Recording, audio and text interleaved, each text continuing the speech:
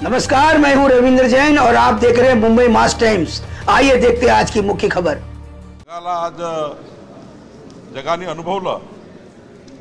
आज त्या ठिकाणी या सर्व गड किल्ल्याचा समावेश, जे किल्ले आहेत छत्रपती शिवाजी महाराजांच्या काळातील, या सर्व किल्ल्यांचा समावेश युनेस्कोच्या जागतिक वारसा यादीमध्ये झाला। ही भारतीयाकरता 140 कोटी जनतेकरता, महाराष्ट्राच्या जनतेकरता, शिवप्रेमी करता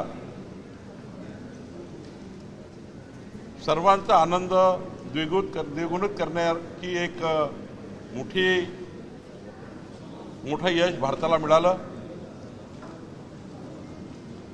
या सर्व 12 किल्ल्याचा समावेश युनेस्कोच्या जागतिक वारसा म्हणून झाल्यामुळे मी महाराष्ट्राच्या जनतेच्या वतीने देशाचे पंतप्रधान नरेंद्र मोदीजी यांचे हृदयापासून आभार मानतो, शिवप्रेमीतर्फे आभार मानतो।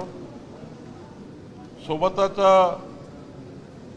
आपल्या राज्याचे मुख्यमंत्री देवेंद्र फडणवीसजी, माननीय उपमुख्यमंत्री एकनाथ शिंदेजी, अजितदादा पवारजी आणि आमच्या सरकारने, आपल्या आशिष शेलार सांस्कृतिक कार्यमंत्री, त्यापूर्वी सुधीरभाऊ मुनगंटीवारजी, या सर्वांनी हा मोठा बहुमान, हा जागतिक बहुमान